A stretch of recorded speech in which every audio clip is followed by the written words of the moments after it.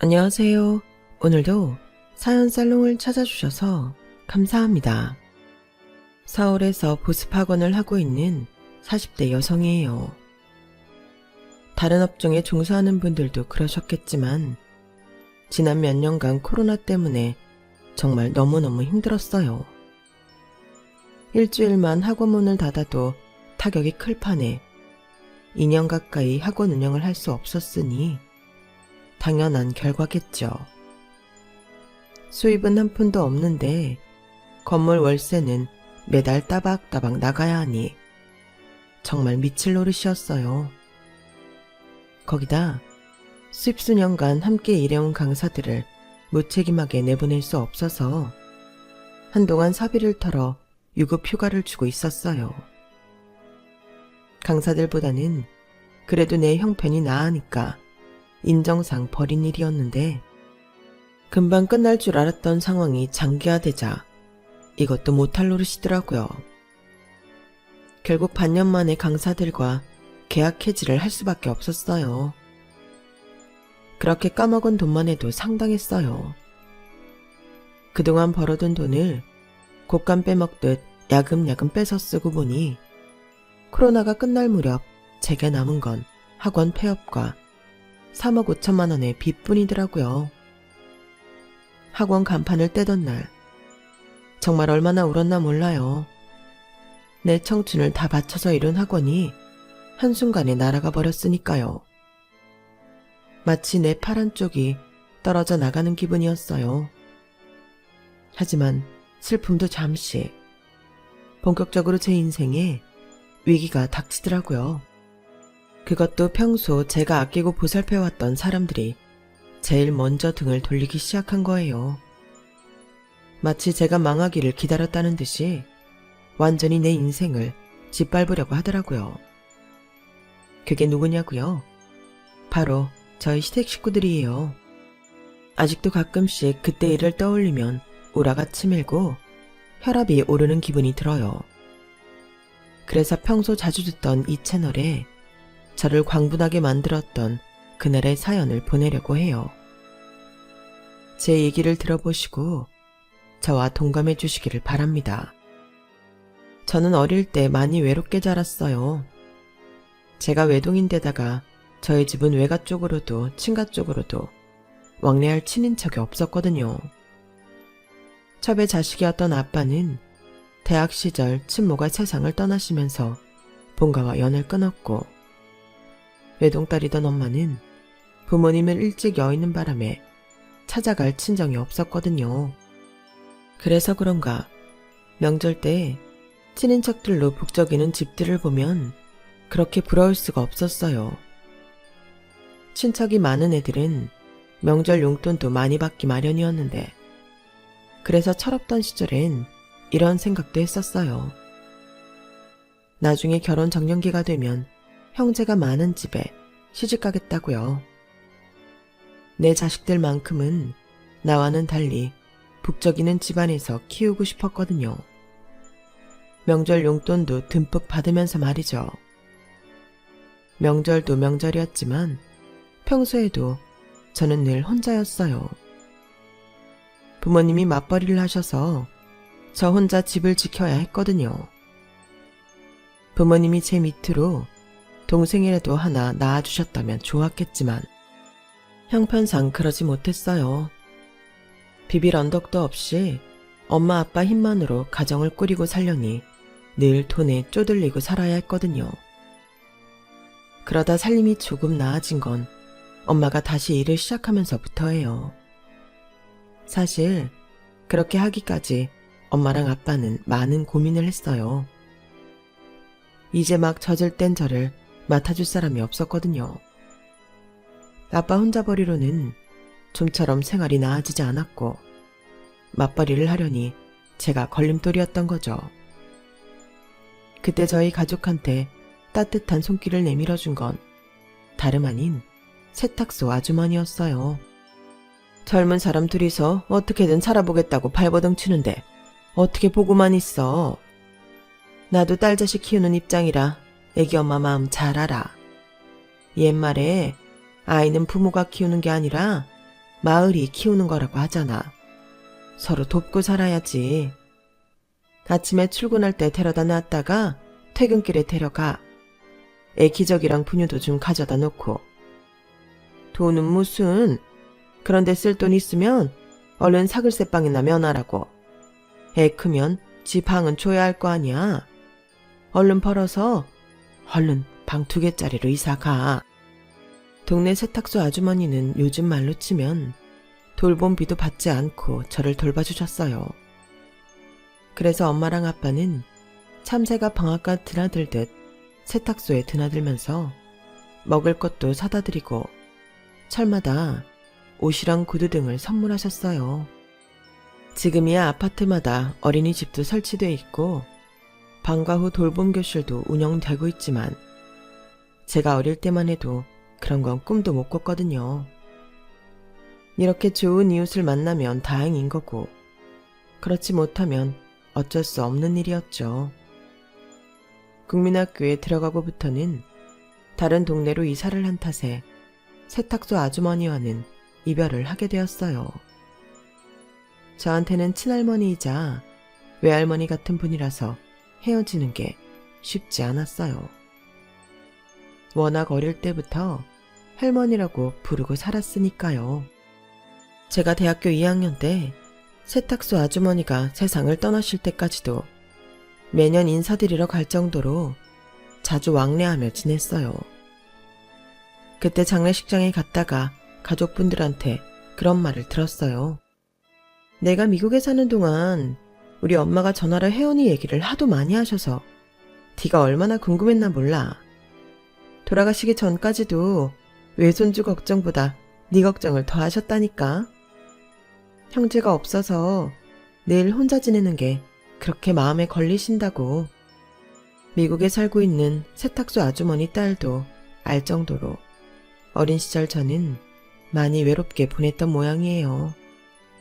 어쩌면 제가 남편과 결혼을 생각하게 된 것도 따지고 보면 지긋지긋한 외로움 때문인지도 모르겠네요. 제 남편은 저와는 달리 대가족 속에서 자랐거든요. 형제가 무려 5이나 되니 또래들보다 더 북적이며 살아온 셈이었죠. 위로 형이 하나, 누나가 2, 아래로 남동생과 여동생이 하나씩 있는 남편은 결혼 상대자로 그리 좋은 조건이 아니었어요. 형제가 많다는 건 신경 쓸 일이 많다는 거기도 하니까요. 며느리 입장에선 그리 탐탁치 않은 조건이죠. 결혼을 앞두고 처음 시댁에 인사를 갔을 때 어수선한 집안 분위기가 굉장히 낯설었어요. 집안의 식구들이 바글바글하고 아이들이 뛰어다니는 게 저로서는 처음 접하는 분위기였으니까요.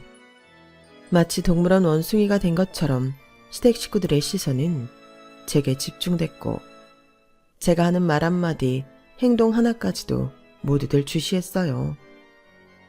밥이 입으로 넘어가는지 코로 넘어가는지 모를 정도였죠. 그런데 어머님이 그러시는 거예요. 식구가 많아서 정신없지? 외동이라고 하던데 처음엔 우리 집 분위기가 많이 불편할 거다.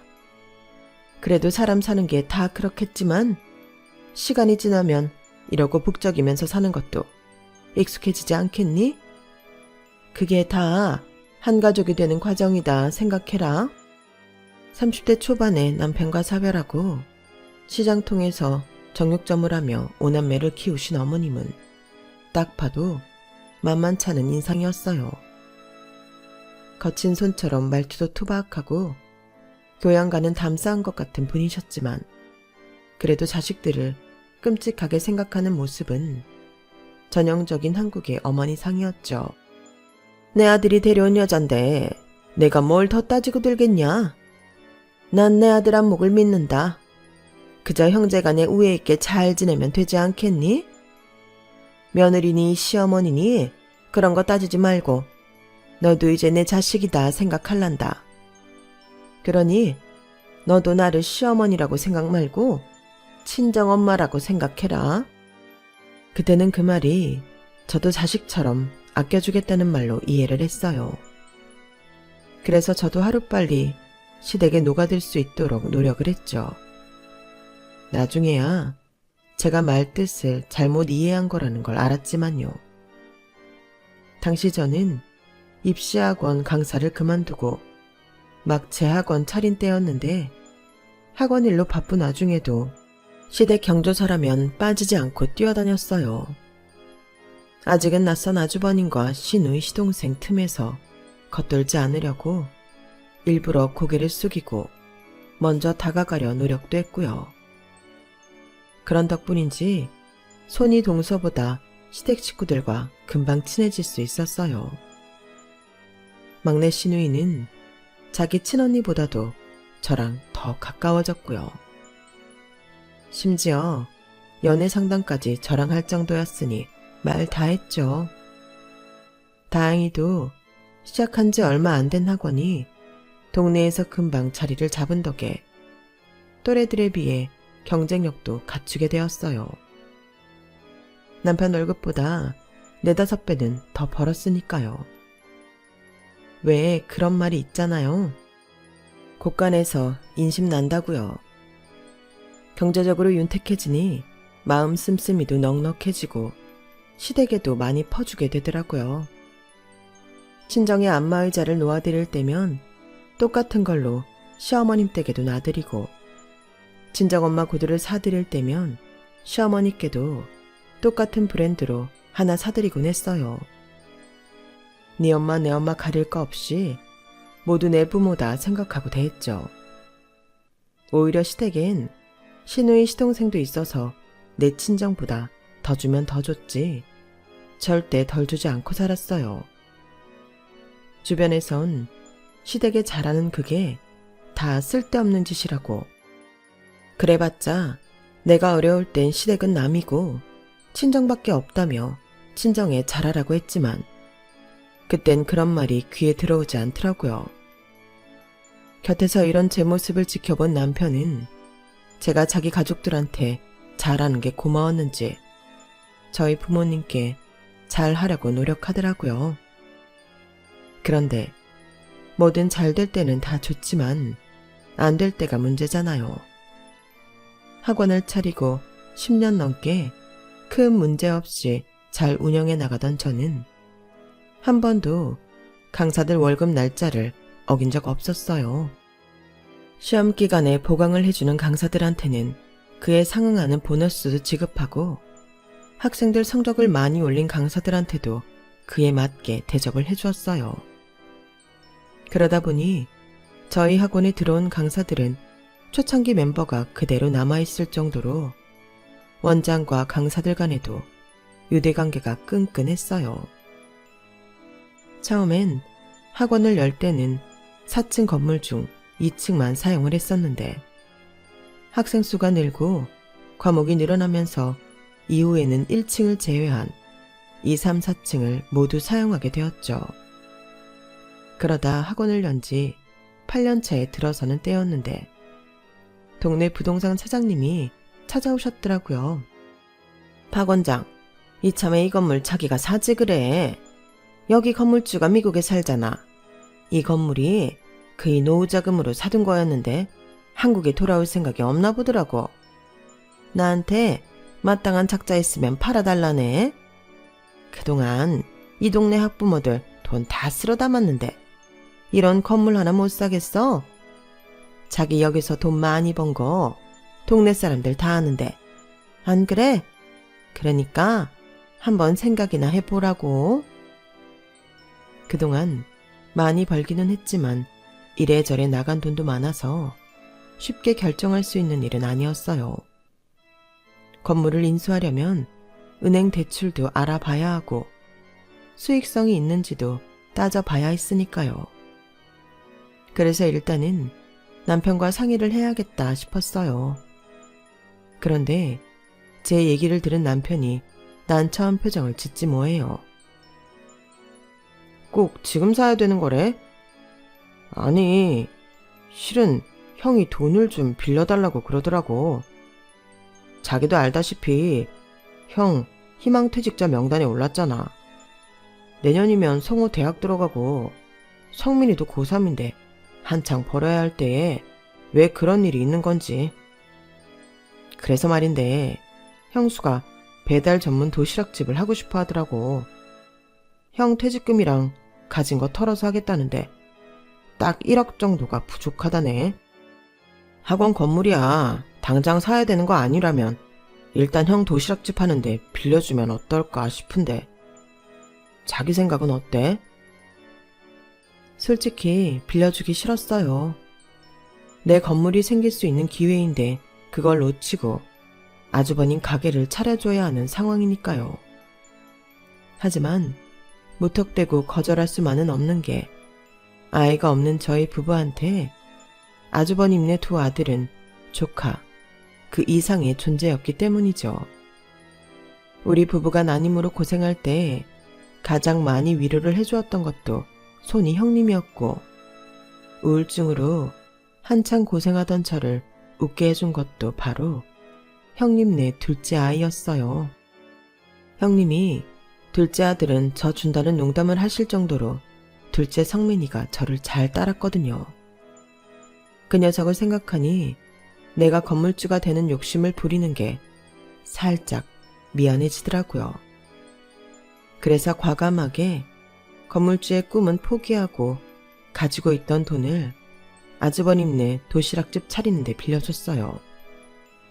그런데 그 말을 들은 친정 엄마가 그러시더라고요. 그래서 아무것도 안 받고 1억을 내준 거야? 아니, 부모 형제간에도 돈이 오갈 땐 차용증이라도 한 장 쓰는 게 상식인데 어떻게 그냥 돈을 줘?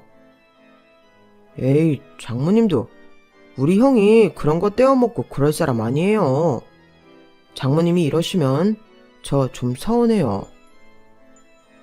장서방, 자네가 서운한데도 어쩔 수 없네. 돈 앞에선 원래가 그런 거야. 사람 마음이 화장실 들어갈 때랑 나올 때랑 다른 법인데. 암튼 지금이라도 차용증은 한 장 받아둬. 그게 맞아. 평소엔 한없이 너그럽기만 하던 엄마가 그때는 웬일인지 차용증을 쓰라고 닥달을 하시더라고요. 그 바람에 기분이 상한 남편은 집으로 돌아오는 차 안에서 내내 툴툴거렸어요. 장모님, 너무하신 거 아니야? 다른 사람도 아니고 우리 형 일인데 남대하듯 차용증 쓰라는 말부터 꺼내시고 말이야. 나 이번 일로 장모님한테 많이 실망했어. 따지고 보면 엄마 말이 틀린 건 아니지. 차용증이란 게 상징적인 거잖아. 그러니까 너무 기분 나빠하지 마. 그깟 거 한 장 쓰는 게 무슨 대수라고. 안 그래? 하지만 별일 아닐 거라고 생각했던 차용증 때문에 시댁에서는 한바탕 난리가 났어요. 결국 차용증은 받았지만 그 일로 큰 집이랑 사이가 멀어지게 되었죠.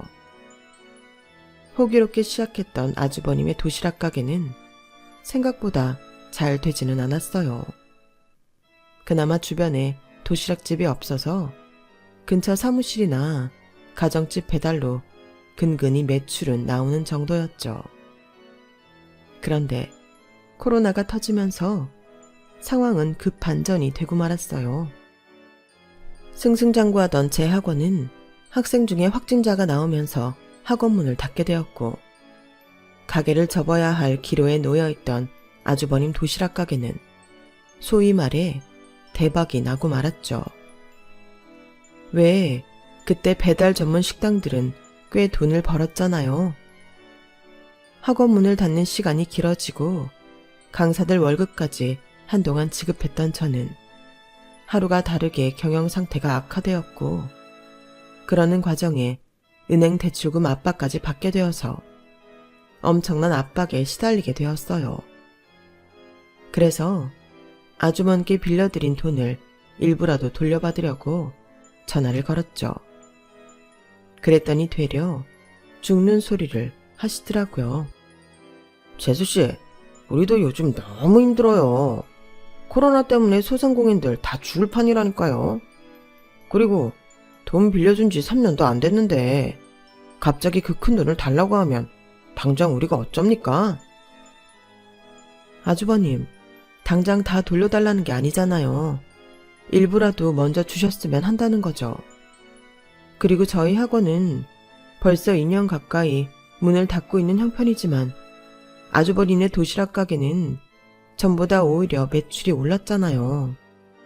그이한테도 요즘 매출 덕분에 살만 난다고 하셨다면서요. 아니, 그 자식은 재수씨한테 뭘 그런 소리까지 다 한답니까? 장사가 잘 되는 게 아니라 며칠 반짝한 것 뿐이에요.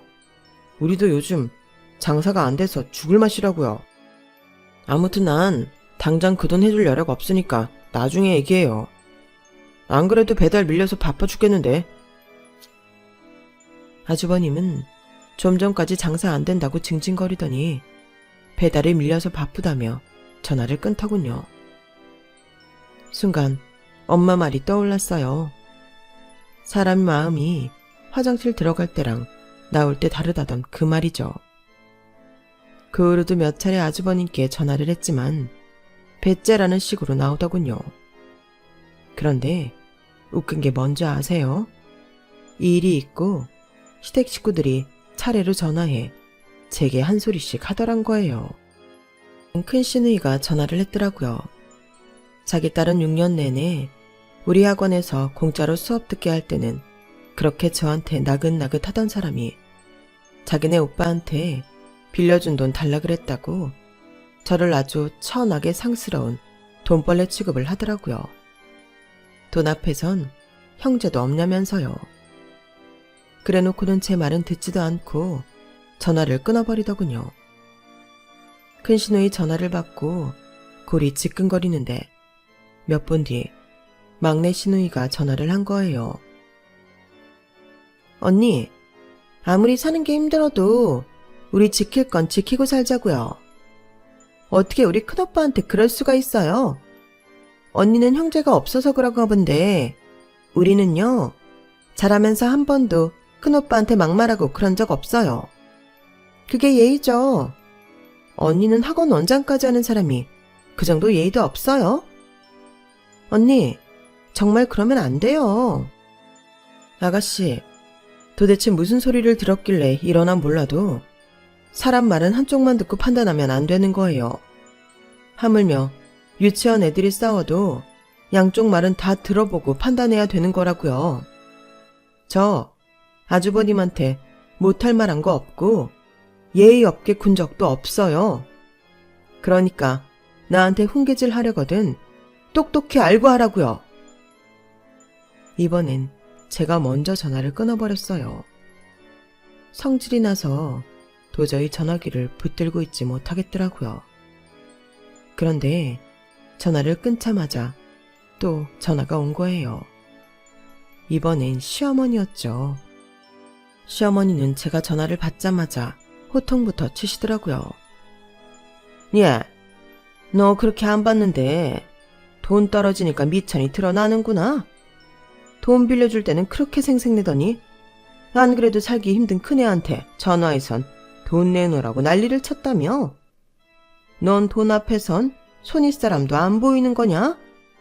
어떻게 시아주버니한테 욕지거리를 할 수가 있어? 네가 제정신이야? 네 친정에선 자식 교육을 그렇게 했나 몰라도 난 애들 그렇게 안 키웠다. 비록 시장통에서 장사는 했어도 형제간에 우애 있고 위아래 구분할 줄 알게 키웠어. 네가 뭔데 우리 집에 들어와 형제끼리 분란을 일으키는 거냐? 네가 뭔데? 어머님, 저 너무 억울해요. 제가 언제 아주버님한테 욕지거리를 했다고 그러세요? 저 정말 안 그랬어요. 그리고 지금 제 사정이 어떤지 아시기나 하고 그러세요? 정말 하루하루 피가 마르는 심정이라고요.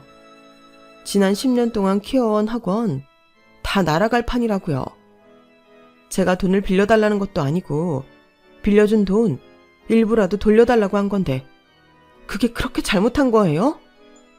지난 2년간 아주버님 가게에 월 매출이 얼만지 어머님이 아시고 저한테 화를 내시는 거냐고요. 힘들 때 서로 돕고 사는 게 가족이라면서요. 그런데 왜 저 힘들 땐 다들 모른 척 하시는 건데요? 저요 시집와서 이날 이때까지 시댁 일이라면 내일처럼 발벗고 뛰어다녔어요. 아주버님네 전세 보증금 몰랐다고 한 걱정할 때 저 받을 생각도 않고 3천만 원 바로 보내드렸고요. 도련님 장가갈 때도 축의금으로 1,000만 원이나 해줬어요. 그뿐인가요? 어머님 임플란트 할 때도 다들 형편 어렵다고 해서 제가 해드렸죠. 막내 아가씨 대학 등록금도 제가 다 내줬잖아요. 이 정도 해줬으면 저 힘들 때 누구 하나라도 도와주겠다고 나서야 되는 거 아닌가요? 그런데 어쩜 다들 이러냐고요. 남도 아니고 허구한 날 얼굴 보고 살 가족들이 어떻게 남보다 더 잔인할 수가 있냐고요. 저 정말 너무 힘들어요, 어머님. 끝내 저는 울음을 터뜨렸어요. 너무 힘들고 서운해서 맨정신으로 버티기 힘들었거든요. 한참을 우는 사이 어머님이 전화를 끊으셨는지 수화기 너머에선 아무 소리도 들리지 않더라고요. 그날 저는 시댁 식구들과의 통화로 진이 다 빠져서 시체처럼 침대에 누워 있었어요. 그런데 퇴근 시간이 한참 지났는데도 남편이 오지 않는 거예요. 밤 12시가 다 되어갈 무렵 현관문 열리는 소리가 들렸고 그제야 남편이 방에 들어오더라고요. 불이 꺼진 채 제가 미동도 없이 침대에 누워 있었더니 제가 자는 줄 알았나 봐요. 남편이 겉옷만 옷걸이에 걸어두곤 방문을 닫고 나가더군요. 남편이 나간 자리에선 갈비구이 냄새가 진동을 했어요. 너무나도 익숙한 냄새더군요. 저희 시댁에선 자주 형제들이 모여 어머님이 재워주신 양념갈비를 구워 먹곤 하는데 딱 그 냄새였어요. 그리고 잠시 뒤 거실에서 남편 목소리가 들리더라고요. 방금 집에 들어왔어. 집사람? 안방 불도 꺼져 있고 침대에 누워 자고 있네. 내가 그랬잖아. 이 사람은 마음이 어려서 우리 형제들이 몇 마디 쏘아붙이면 바로 꼬리 내릴 사람이라고. 형, 그 돈 천천히 갚아도 돼. 뭐 정 힘들면 학원 정리하겠지 뭐. 형수님한테도 그렇게 전해. 힘들면 형이 힘들지 우리가 힘든가. 우린 딸린 자식도 없는데. 아, 그리고 아까 엄마 집에서 먹은 더덕장아찌 말이야. 그거 맛있더라. 형수님 친정에서 가져온 거야? 다음 주에 모일 때도 그거 꼭 가져와. 맞다. 아까 엄마가 했던 말 말이야. 위장이혼. 그거 꼭 해야 돼? 아니, 저 사람 앞으로 빚이 좀 되긴 하는데 그렇다고 위장이혼까지 하는 건 좀 그렇잖아. 엄마가 나 걱정돼서 그러는 건 나도 알지. 에이, 몰라. 암튼 난 그 말 못하니까 엄마 보고 하라 그래. 형, 난 모르는 거다. 알았지? 아, 그러니까 이것들이 모여서 작당을 벌였던 거더라고요. 지네 엄마 집에 모여서 고기 구워 처먹으면서 순번 정해가며 저한테 전화해 일부러 사람 속을 뒤집었던 거예요. 그러면 제가 순순히 꼬리 내리고 1억 포기할까 봐서요. 거기다 위장이혼이라뇨. 지들 힘들 땐 내 돈 알차게 빼먹고는 나 힘들어지니까 바로 손절하는 인간들이라니. 정말 인간 말종 같은 것들이었어요. 남편의 통화를 듣고 전후 사정을 알게 된 저는 일단 최악의 상황인 이혼부터 염두하고 움직이기로 했어요. 변호사 사무실을 찾아가 이혼 상담을 했더니 끝낼 때 끝내더라도 받을 건 받고 끝내는 방향으로 하라고 조언해 주더라고요. 그래서 일단 그동안 시댁으로 들어간 제 돈부터 항목을 만들어 정리를 해봤어요. 그리고 보낸 증거자료가 될 은행 이체 내역과 문자, 톡 내용 등을 파일에 꼼꼼히 정리해 두었죠. 그리고 얼마 뒤 시어머니가 집으로 찾아오셨더라고요. 평소와 달리 제 눈치를 보시는 걸 보니 위장이혼 얘기를 꺼내려고 하는 것 같더라고요. 아니나 다를까 영양가 없는 말들로 말을 트기 시작한 시어머니는 이혼 얘기를 꺼내셨어요. 내 말은 니들 보고 진짜 이혼을 하라는 게 아니라 가짜 이혼을 하라는 거야. 왜 있잖니? 위장 이혼인가 뭔가. 너 학원 정리해도 빚이 3억이 넘는다며. 그거 차압이라도 들어오면 당장 니들 어디서 살 거냐? 그러니까 돈 되는 건 우리 용석이 앞으로 해두고 넌 몸만 나갔다가 빚 정리되면 다시 합치란 얘기야. 집이랑 차는 살려야 하잖아. 어머님, 무슨 말씀하시는지는 잘 알겠는데 저 그렇게는 못해요. 아니, 왜 못하겠다는 거냐? 그럼 넌 지옥불에 내 아들까지 끼고 들어가서 죽겠다 이거냐? 죽을 사람은 죽더라도 살 사람은 살아야지. 그게 무슨 소리야? 어머님도 참. 죽긴 누가 죽어요. 저 그렇게 쉽게 안 죽어요. 어머님이 원하신다면 이혼 서류에 사인은 할게요. 하지만 집이랑 차 그의 명의로 못 바꿔줘요. 그거 지금 바꾸면 바로 추적 들어와요. 그땐 그의 퇴직금까지 털릴지 모르는데 위험하게 그런 짓을 왜 해요? 자기 아들 퇴직금까지 뺏길지 모른다는 말에 시어머니는 눈이 동그래졌어요. 일단 이 집 팔아서 그이랑 나누고 제 몫으로는 급한 불부터 끌 거고요. 나머지는 제가 차차 나눠서 갚을 거예요. 그럼 우리 용석이한테 피해는 없는 거지? 너 똑바로 말해야 된다. 내가 늙고 무식하다고 거짓말하고 그러면 안 돼. 네. 아, 그리고 이혼 서류에 사인하기 전에 이건 어머님이 해결해 주세요. 그동안 어머님이랑 아주버님 댁 도련님, 형님, 그리고 막내 아가씨한테 들어간 제 돈이에요. 아무리 서류상 이혼이라고는 해도 받을 건 받고 정리를 해야죠. 이거 해결 안 해주시면 저 사인 안 해요. 그냥 내 남편 끌어안고 자폭할래요. 얘 말하는 것 좀 봐. 자폭을 하다니. 그래, 그게 다 얼마냐? 뭐? 2억 8천? 너 지금 이혼 앞세요 돈벌이 할 셈이냐? 우리가 언제 네 돈을 이렇게나 가져갔다고 그래? 이게 아주 늙은이 앞에 두고 사기치려고 드네? 어머님, 사기라뇨. 저 이래봬도 수학 강사 출신이에요. 이 정도 계산은 암산으로도 다 한다고요. 여기 내역서랑 이체 날짜, 이체 확인서 다 있잖아요. 이거 법정에 들고 가면 다 증거로 채택되는 것들이에요. 일시불로 주기 어려우시면 집 팔 때 그의 몫으로 줄 돈에서 까고 드릴게요. 그걸로도 안 되면 할부로 해드리고요. 암튼 어머님이 책임지고 꼭 받아주셔야 돼요. 그리고 여기 어머님 사인 하나 해주시고요. 지장 찍어주세요. 이건 어머님이 이 내역서대로 이행해 주시겠다는 각서예요. 우리 사이에 요 정도는 해주실 수 있잖아요. 그죠, 어머님? 시어머니는 자기 아들한테 피해가 없을 거라는 말에 제가 내미는 여러 장을 각서에 사인과 지장을 찍으셨어요.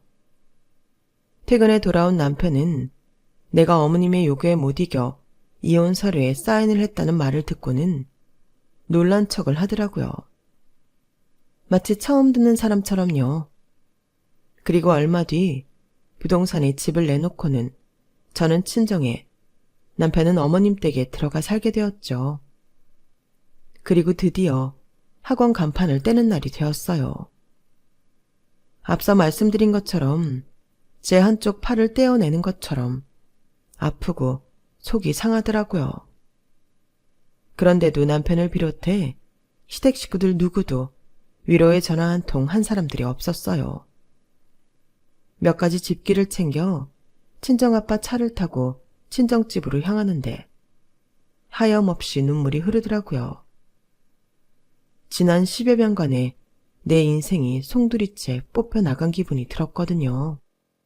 내 학원은 문을 닫았고 믿었던 남편한테 배신을 당한 채 이혼까지 했으니까요.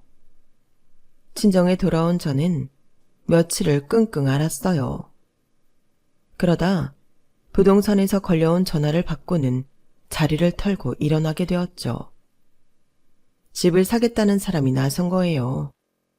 이미 남편과 이혼할 때 집 정리를 다 끝낸 터라 바로 계약을 하고 일주일 뒤 잔금까지 받았어요.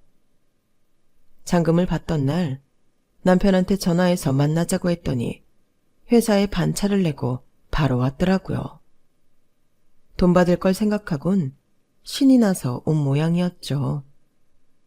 그런데 집을 살 때 들어갔던 남편 돈과 제 돈, 그리고 일전에 시어머니가 약속했던 돈을 계산해 봤더니 남편한테 줄 돈이 한 푼도 없더라고요.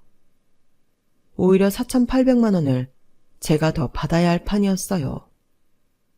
그러자 남편은 성질을 버럭 내더라고요. 아니, 이런 게 어딨어. 그 돈을 왜 우리 집값에서 빼? 형이 빌린 돈이야.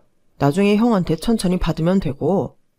누나랑 용민이랑 용이가 빌린 건 걔들한테 받아야지. 각서엔 엄마가 사인한 거지 내가 한 건 아니잖아. 난 이거 용납 못해. 그러게, 이혼하자는 말을 왜 자기 입으로 안 하고 어머님을 시켰어. 어머님이 자기 대리인으로 와서 대리인으로 사인까지 하신 거야. 설마 이혼 서류에 사인하기 전까지 자기는 몰랐던 일이라고 시침이 뗄 생각이라면 꿈도 꾸지 마. 나 자기가 아주버님이랑 통화하는 거 방에서 다 들었으니까. 넌 네 결혼 생활 끝내는 순간에도 남의 힘 빌려서 하는 인간이잖아. 그러니까 네 재산도 남의 손 빌려서 날렸다고 생각해. 아, 날린 건 아니지. 다들 피가 섞인 네 형제들이 해먹은 거니까. 나머지 4,800은 원한다면 할부로 해줄게. 당신이 안 갚으면 당신 어머니 집으로 차 앞딱지 붙이러 갈 거니까 그렇게 하려고. 그럼 나 먼저 간다? 그렇게 저는 11년간의 결혼 생활을 끝내고 돌싱이 되었어요. 있는 돈 싹싹 긁어서 빚을 갚고 다시 학원 강사 생활을 시작했죠. 원장으로 있다가 직접 강의를 뛰려니 처음 몇 주 동안은 목이 엄청 아프더라고요. 생각해보니 강사 생활을 처음 시작하던 그때도 늘 배도라지 집과 목캔디를 달고 살았던 기억이 나더라고요. 은혜를 모르는 시댁 식구들과 달리 제 학원에서 일하던 강사들은 하나같이 저의 재기를 도와주려고 노력했어요. 학원 소개도 해주고 고액 과외자리도 연결해 주었거든요. 그 덕에 2년 가까이 수학 강사 생활을 하면서 꽤 돈을 모을 수 있었어요. 그래서 다시 학원을 차릴 수 있게 되었어요. 그것도 제가 10년간 학원을 했던 그 자리에 말이죠. 제가 가진 돈이라고 해봐야 몇 천만 원밖에 안 됐는데 어떻게 가능했냐고요? 세상 참 좁다고 하더니 글쎄 미국에 산다던 그 건물 주인이 제가 아는 사람이었더라고요. 오래전 어린 저를 맡아 키워주셨던 슈퍼집 아주머니 딸이 바로 건물주였어요. 부동산 사장님을 통해 제 사정을 전해드는 건물주는 3년간 보증금 없이 월세만 내고 사용할 수 있게 해주셨거든요. 이후에 돈을 많이 벌면 저보고 건물을 사라고 하시면서요. 다시 예전에 같이 일하던 강사들도 모두 돌아오고 새로운 마음으로 학원을 열던 그날, 간판을 떼던 날과는 또 다른 의미의 눈물이 한없이 흘렀어요. 세상엔 악연도 있지만 선연도 분명 있다는 생각을 하게 되었거든요.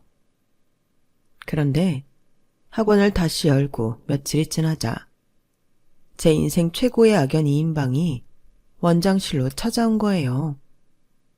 바로 남편과 시어머니였죠. 남편은 연신 립서비스를 해가며 제가 제기할 줄 알았다고 마음에도 없는 칭찬을 늘어놓았고, 시어머니는 기다렸다는 듯이 백에서 승용차 카탈로그를 꺼내 보이시며 이러시는 거예요. 예, 학원도 다시 열었겠다. 이참에 차 좀 바꾸지 그러니? 지금 용석이 차는 오래돼서 시끄럽고 승차감이 안 좋더라. 기왕 바꿀 거 수입 전기차로 바꾸는 게 어떠니? 이름이 뭐라더라? 테리? 아닌데 용서가. 아까 뭐라 그랬었지? 아이, 엄마도 참. 테슬라. 아, 그래. 암튼 그거 내가 너 바쁠까봐 요 모델 결정해왔다. 한번 봐라. 딱 봐도 남편이 자기 엄마를 시켜 차 바꿔달란 소리를 하라고 시킨 것 같았어요. 30 넘은 사람은 안 변한다더니 그 말이 딱이더군요. 하긴 이혼도 지 엄마 시켜서 하는 놈이니 알만하죠. 어머님, 이제는 그런 호칭으로 부르면 안 되겠죠? 저 아주머니, 아시다시피 아주머니 아들과 저는 2년 전에 이혼을 했어요. 그러면 이젠 암남인 건데 여기 와서 저한테 차를 바꿔달라고 하시면 안 되죠. 그리고 정영석 씨, 내가 하도 바빠서 신경을 못 썼더니 아직도 내 명의의 차를 타고 있었나 보네요. 마침 잘 됐네요. 이참에 팔아버리고 정리해야겠어요. 차키 이리 주세요. 여보, 당신 지금 뭐 하는 짓이야? 우리 엄연히 위장 이혼을 했던 거라는 거 몰라? 서류상엔 자기랑 내가 남남으로 되어 있지만 우린 엄연히 부부 사이라고. 당장 우리 엄마한테 사과부터 해. 뭐? 아주머니? 이 사람이 못 본 사이에 약을 먹었나? 여보는 누가 네 여보니? 그리고 서류상 남남이면 실제로도 남남인 거지. 우리가 무슨 죽고 못 사는 사랑을 했다고 위장이혼을 하니? 너 내 앞으로 빚 3억 5천 생기자마자 너한테 피해갈까봐 바로 나랑 손절한 놈이잖아. 그게 무슨 부부야? 남이지. 그리고 우리 헤어질 때 재산 분할까지 깔끔하게 다 끝냈는데 왜 아직까지 질척이는 건데? 네 성격이 구질구질한 건 알지만 이혼한 전처한테까지 찾아와 이러면 곤란하지. 너에 대한 좋은 기억이 하나도 안 남잖아. 우리 제발 다 끝난 마당에 이러지 말자. 내 말 알아들었으면 차 켜놓고 나가. 경찰 부르기 전에. 구질구질한 남편과 염치 없는 시어머니는 그렇게 제 학원에서 쫓겨났고 그나마 저 몰래 타고 다니던 차도 뺏긴 채 버스를 타고 집으로 돌아갔어요. 그리고 저는 원장이자 수학 강사로 열심히 살아가고 있고요. 코로나로 인해 참 많은 걸 잃고 마음도 많이 다쳤지만 그래도 살아있기에 또다시 발걸음 내디딜 용기를 낼 수 있는 것 같아요. 힘들지만 여러분도 기운 내시고 오늘보다 나은 내일을 만들도록 노력해보자고요. 지금까지 제 사연을 들어주셔서 감사합니다. 항상 행복하세요. 여러분, 사연 댓글에 응원과 현명한 조언 부탁드려요. 좋아요와 구독은 저에게 큰 힘이 됩니다.